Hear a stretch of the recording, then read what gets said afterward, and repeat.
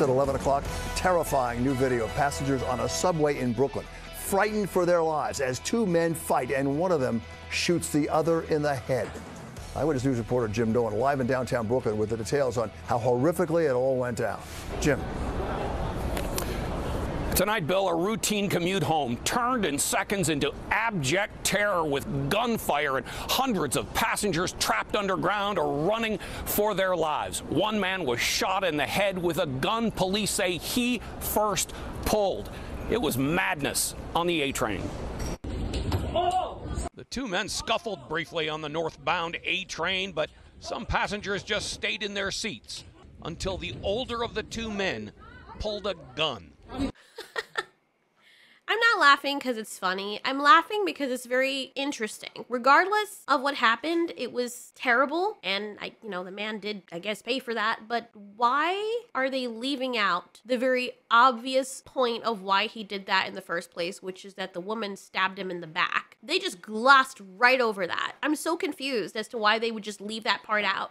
The way they spun the narrative, they made it look like this guy was fighting this guy, and then he decides, you know what, I'm just gonna pull out my firearm. No, he was fighting this guy, and look, I watched the whole video on Twitter. This is why it's important to get context for things, because if you just go off of what the news is telling you, you missed entire context. They just spin whatever narrative they want. Not saying that it's right what the guy did, because yeah, I mean, he got hurt really bad by that woman, and probably in her mind, she was protecting her dude, but she shanked him. Is that the word used? Shank? I don't know. But she stabbed him in the freaking spine several times. She went Drax on that dude. While his back was turned, from what I could observe, it was just a scuffle between two men. But then again, you don't ever know if someone is going to end up killing someone. I'm sorry if you hear my dog going to town. He's enjoying what he's eating way too much. He's a fat ass. I'm sorry. Dog doesn't know what I'm saying. Anyway, that's still a part of what happened though. Regardless of who was in the wrong, it is important to point out that the woman, while the guy was holding the other guy in place and they were still scuffling or whatever, she went up behind him, stab, stab, stab, stab, stab. And then it's like, I didn't do anything. And he's like, did you stab me? And she's like, no, I don't know what you're talking about. But it's very clear that she did.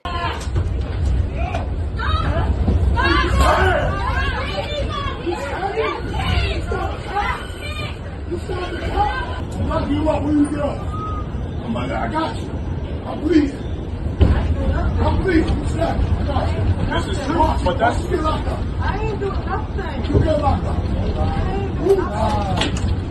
You interfere with a man's situation. You don't. It don't bleed him. I got you.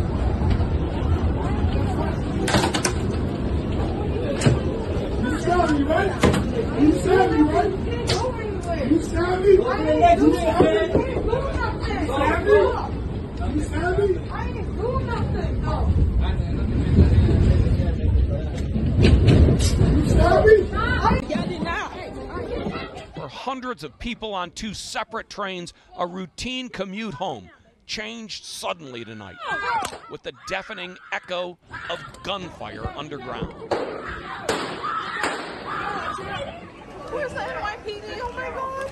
Close it. Where's the NYPD? This was in New York, right? Aren't the people in New York the same people who didn't want the police around? And also, this is why you see people sitting here asking, where's the police? This is the very reason. And I hate bringing this up because people always have these brain dead takes like, well, the criminals could have a gun too. Yes, you can argue that you having a gun doesn't always ensure that you're gonna make it out of somewhere alive, but it damn well makes the odds a little bit more even. A lot more, in fact. It can put the end to a very bad situation much quicker than people just huddling down. Because you know what would happen? This guy, I think he was just retaliating against the woman who was trying to kill him. Because I think he's dead now. But if he decided that he's going to take everyone with him and he turned the weapon on everybody else in the cars, he wouldn't get very far killing a lot of people if one person had a gun and popped him. That would have stopped real quick. As a matter of fact, I know in some places where you are allowed, where the civilians are allowed to defend themselves, somebody pulls out a weapon, somebody else, the civilians are also armed, they can often put a stop to that real quick before the guy even takes a shot. As soon as they recognize he has a weapon, he's pulling it out to hurt people, pop, he's dead. Okay.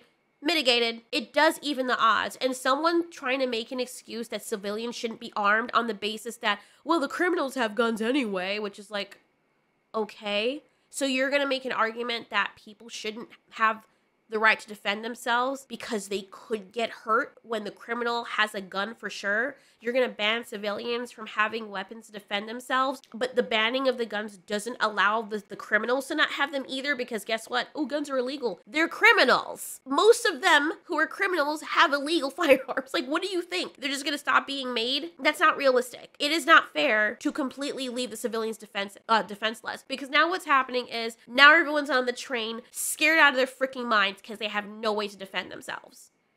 No way to defend themselves. They're sitting here waiting for police to get to them, which is probably going to take a while. And even if there was a policeman in the station, you don't know where he is. This could have happened far away from where he is. People don't like police presence. So unless you're going to pay the extra taxes that are already astronomical in a city like this, so that policemen can be every freaking 3 yards away, which is not feasible, you're going to have to eat it and wait and hope that the police can get to you in time to stop someone who has a gun to your head that's going to fire a projectile out of it instantly that can just kill you instantly. And just wait for the police to get here. The reason why I'm like in support of people, especially women like myself, owning firearms is because I have been in situations where I should be dead. Thank goodness the men that did that stuff to me didn't want to kill me afterwards, because there are a lot of women who go through that and the men kill them because they don't want them to say anything, or they're like, oh, she knows my face. That could have happened to me. I'm actually shocked that it hasn't. I'm extremely lucky because there's a lot of kids and women that it happened to that are not that lucky. And when it happened to me, was a kid. The time period when that happened, I was basically a baby to a teenager. I didn't have any way to defend myself. 200-pound dude over me. No police in sight. Didn't have my cell phone. Like, there's no way. How am I gonna, even if I were to yell out help as loud as I could, number one, he'd be like, okay, now you're dead. Now I'm gonna stab you. Now I'm gonna kill you for sure, because now what are you doing? And even if I were to get away with doing that, it's not going to undo what he's currently doing to me or what he's about to do. It's going to take a while for someone to come and help me, if they even choose to do so. Always have a way to even a score with people. And if you're a civilian, the people who want to hurt you don't care about you. You can't know what's in people's head. You can say, well, they just want your watch. No, you don't know that. Half the people that do these things, they're unhinged. They're not thinking reasonably. They're not like, oh, you're such a nice person. Oh, my bad. Have a nice day. No, most of these people do not care. One wrong move, one bad day. It varies from person to person. What's important is that the people who are paying their taxes and keeping the country running with their money and their presence and their labor should have the right to defend themselves in a situation like this where the police can't always get to them in time. You know how many kids have been offed because there was no way for someone to freaking defend them? I'm not saying kids should have it, but they don't have a way to defend themselves. I'm not saying kids should have firearms either, because, you know, like, most people don't train them enough. But I think that is little girls, little kids, their parents should teach them basic self-defense stuff, what to do in certain situations, and have like pepper spray or something, some kind of deterrent on them enough to get away. But then even that, I've seen women use pepper spray and the guy just keeps coming, and then they get mad and then they stab you. Like, I don't know, bro. I don't know. But just hearing people like whimper on the train, like, where's the NYPD? Where's the police? Crazy guy comes in the car, pop, they're dead. They're nowhere. They're not coming. Or maybe they will come, but you're dead first. It's so sad. It's so sad to watch people cowering in fear because they're defenseless. Close the door! Passengers crouched down to avoid the gunman firing in a car just across the platform. As I'm coming out, you hear pops, like 3 or 4 shots, pop, pop, pop. Then the doors open, everybody come flying out. Some stayed glued to the floor where they thought they were safe. People were becoming frantic. People were praying, huddling on top of each other, hugging each other, trying to reassure one another that everything was going to be okay, but it didn't feel like that in the moment. Yeah, because you're defenseless.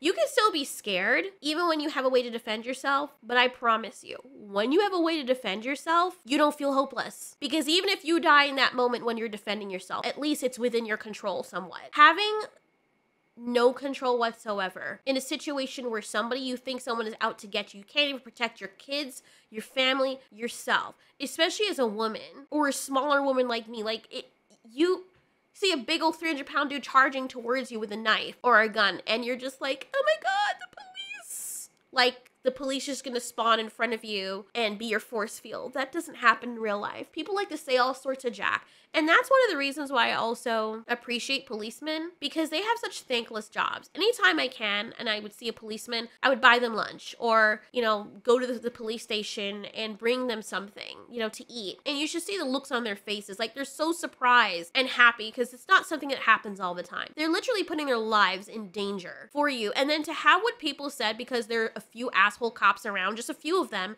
and all of them get labeled as horrible, and people calling to defund them and stuff, it just felt really stupid. It felt like somebody getting mad at someone and biting off their own foot to spite their face. Like, these are the people that are supposed to protect you, and their presence is supposed to deter criminals from doing stuff like this, but yet you want to defund them? Okay. And now you're calling out for them when something like this happens. Why? I'm not saying everybody believes that, but there are a lot of people who believe that, and they'll be like, I hate the police, they're pigs. When they're in danger, oh, are the police coming? Like, bro, pick a lane. But those closer... It was like a stampede. It's like everybody was rushing to get off the train. So, you know, it was a lot of pushing and shoving, commotion, yelling, crying. It was crazy. Baby was right there. I don't think I was gonna make it back home. I was next to everything, like just like you in front of me. That's where I was. It ended with a 36-year-old man shot in the head and rushed to the hospital in critical condition. It started on a northbound A train just as it was pulling into the Hoyt Street station. As two men scuffled, one pulled a gun and the other took it from him. And the 32-year-old fired. I gotta give the boyfriend, though. I don't know what started the fight. That's why, just try to use your words, guys. But I think it was Puerto Rican and his girlfriend. And I can't even blame her, bro. Because I'm sorry, if I see a much bigger guy beating the shit out of my husband, like, when it comes to people that I love very much, like, I would give my life for them. I will go to jail for you. I don't care. I don't give a fuck. So if I think your life is actually in danger, because it only takes a bad punch the wrong way, especially if you're the person that you're fighting is out of your weight class, for your skull to get fractured. I remember my cousin, one of my little cousins, he was getting picked on in school, and this kid punched him in the face. His orbital socket, the bones around your eye, that got fractured. That was another kid that did that to him. Like, in a piece of, like, when they did the x-ray, I think, like, fragments of it almost reached his brain. Like, that shit, that can kill people. So, I'm not the kind of person who's gonna see someone beating the shit out of my husband. I'm just standing there watching. Oh, hell no. Fuck no. Oh, hell no. I'm sorry. I would go to jail. I would, because I wouldn't even think twice. I would be on that guy. I'd probably shiv him too. Like, I can't even lie. That's just how I am. It's not like, oh, you're premeditating. No, because I know how I am. I don't think about that stuff. I just act. And maybe that's what the girl thought she was doing. People will be like, well, she was kind of excessive, but I'm less judgmental about that stuff than I am now because I've been there. Like, there was a case where someone parked in our driveway and my husband went out to confront him because he's like, dude, what are you doing? Like, if we need to get out, we can't get out. And this Italian guy was like, yeah, you want to do something about, like, he was getting really mad because he was parked on our property. And I guess he looked dumb in front of his girl or something. And we had guns, but I didn't, you know, I took the bat. And I was like, if this dude comes close, if I have any indication that shit's gonna pop off, I'm swinging this bat as hard as I can into his head. I'm sorry. Sorry, not sorry. Handcuffed me, put me in jail for many years. I did what I had to do. It is what it is. I was defending him because this person decided that he wanted to harm my partner on basis of nothing. I can understand if, like, my partner started the fight, but you just accosted us and you were threatening us for no reason, like threatening him with violence because you're parked on our property. Okay. So now I'm gonna have to fucking kill you. Like, you know what I'm saying? Like, people are crazy. You can't always tell what people are gonna do. And you're not gonna sit back and wait and see. I wanna see how hard he's gonna punch him and see if his eye's gonna get punched out. I wanna see how it goes. No, I'm not that bitch. I'm sorry. So I get the woman. In her mind, maybe that's what she was thinking. I don't know for certain, but this dude is twice her boyfriend's size, and he's over this guy. And this is in New York where people are killing people all the time. So And then now he's like, okay, all right, bet. So the guy's like, you stabbed me. And then I don't think he was even going to make the gun a part of the argument. He was just fighting this guy. I really do believe he was fighting this guy, but you never know. So he goes in his bag while he's bleeding all over the place, by the way. They didn't show the video, but they just left that part out completely for some stupid reason. Goes in his bag, retrieves his firearm. Of course, the boyfriend is protecting his woman and is in front of her. And this is another thing people should learn about gun safety. If you're going to shoot someone, don't get too close to them. Because I am actually shocked that the story turned out with the big guy who got stabbed being the one who got shot in the head when he had the gun. Like, how do you, like, I get he was injured, but he was still walking around kind of fine. He was like, I'm gonna take one of you with me. He was angry and he's bleeding out. So maybe the guy was able to wrestle the gun from him because he was injured, or the big guy that had the firearm was too close and he was trying to get to the girl, who was behind the other guy, the boyfriend. And the boyfriend grabbed the gun from him because he's a man and he's like, I'm gonna protect my woman. He probably didn't even think about it either and wrestled the gun from out of that guy and then popped him because now you're trying to kill us. So in that specific scenario, in that part of the scenario, the boyfriend is in the right because he saw the bigger guy with the firearm as a threat, obviously, so he should get no charges. That's the messed up part about this. The boyfriend is the one who should walk away scot-free out of all of this, because from what we could see in the clip by itself, he didn't do anything. The woman, that's debatable. She could argue that she thought that her boyfriend's life was in danger and it was self-defense, or she was defending him. People might see it was an excessive show of force because she stabbed the guy several times in the back, which is like, bro, Bonnie and Clyde, that shit went... Dude, she was gangster. I'm like, damn, like, what in the world, bro? Like, you didn't stab once. You stabbed, like, several times in quick succession, like a freaking wasp in the back. Don't mess with that couple, bro. Like, these people, I swear, it's not funny, but it's like, and in New York, that's a difficult one. And then I'm sure the guy, at that point, it wasn't self-defense. The people were, I mean, I don't know, bro. They were away from him. They were huddling in the corner, and the guy was shielding his girlfriend, and the guy took out his gun. She was no longer an immediate threat to him, but she already stabbed him. So in his mind, he's probably thinking, this woman has a weapon, and she tried to kill me, so she's a threat. He's probably thinking that, and it doesn't matter now because now he's dead.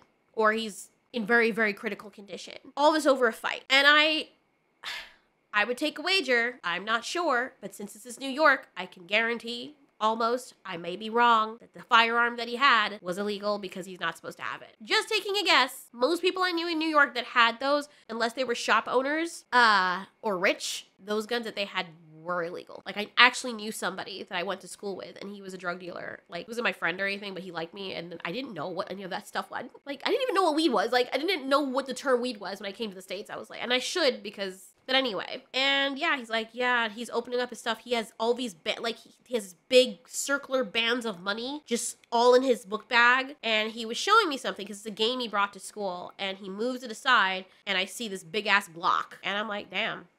I didn't say anything. He didn't say anything. I know he knows I saw it, but we didn't say anything. I'm just like, all right, cool. So here's the game. You want to borrow it? Like, yeah. Just, none of us had that conversation. We're just like, there's a lot of things I saw in Brooklyn that I just mind my own business. Not going to ask no questions. It's none of my damn business. I don't want to know. Just, I didn't see anything. You didn't acknowledge that I saw anything. Let's just keep it pushing. That's how it was. And I picked that up really quickly. I've always been a private person too with certain things. So I'm like, if he didn't volunteer the information, I'm not going to ask because I probably don't want to know. And he's a Crip, so put two and two together. But yeah, most of those people, they're not supposed to have firearms, but yet they're illegal to have for most civilians. Very hard for them to get them. But yet, the criminals out there have them very easily. So unless you can snap your fingers and magically ban all weapons, which all it's going to happen is it's going to be replaced by a different one. You know what did happen in Europe, though? Because I think they banned guns there. There was an increase in stabbings. You're gonna ban all sharp objects? And then if you do that, there's one thing, don't underestimate. Humans came about, Homo sapiens came about because they learned how to wield fire and use tools, and in turn, utilize tools as weapons. We evolved based on that ability to do so. So anything you can think of can be a weapon. People have used cars to run into people. We didn't ban cars, did we? You can make bombs and different projectiles. People can 3D print things now. Any way that you can find to ban something, people are going to find a way around it. So how do you combat that? Do you take away everything from the civilians, putting them more at danger? Or do you try to make the nation more of a deterrent for criminal activity by making sure that everybody who is vetted and who is able to defend themselves has the ability to do so. I guarantee you there's a reason why the crime statistics are much lower in places, especially like, you know, towns and cities where people are all allowed to be armed. Like where I live, people are armed. Almost everybody's armed. I'm armed. Everybody's walking around using armed. People have, it's just normal. You see people walking to Walmart with their holsters. Like, it's just a normal part of life. And you know, we don't get down here. People try to shoot people with guns. Like, it just doesn't happen because everyone understands, yeah, you're not that person. That's not a risk you're willing to take when everybody around you most likely is armed. You know, we don't have a lot of either break-ins. I wonder why, because every single one of us have shotguns, especially us people that have a lot of land. Who is gonna walk freaking almost a mile down our driveway in the middle of the freaking forest to come rob us when we have shotguns? Like, it just, people know, humans know who to mess with. They know that people are defenseless. They can recognize that, and that's why they take advantage of the system. That's why when people in the city, the officials were like, we're gonna, you know, certain crimes are now misdemeanors, so we can say we don't have as much crime as we do. Yeah, these are actually not crimes, and guess what happened? You think, oh, humans were just like, oh, this is so nice. No, the people that could take advantage of that went in broad daylight and started mass stealing a bunch of stuff, and nobody's observing this and putting it together. Like, I don't understand how people do not see this. It's very sad that this happened. I think what's more frustrating is that people just don't recognize the cause and effect, the consequence of why it's happening. It's just, they're just blind. And they believe that their government loves them and is going to protect them. No one's going to be able to protect you in situations like this 100% of the time. Most of the time people die, they end up dying alone. Or because they can't defend themselves or they have no control over their situation. You can still die anyway. You can go out and get in an accident or something and die horribly. But there are a lot of instances in your life where you come upon events and things aren't just happenstance.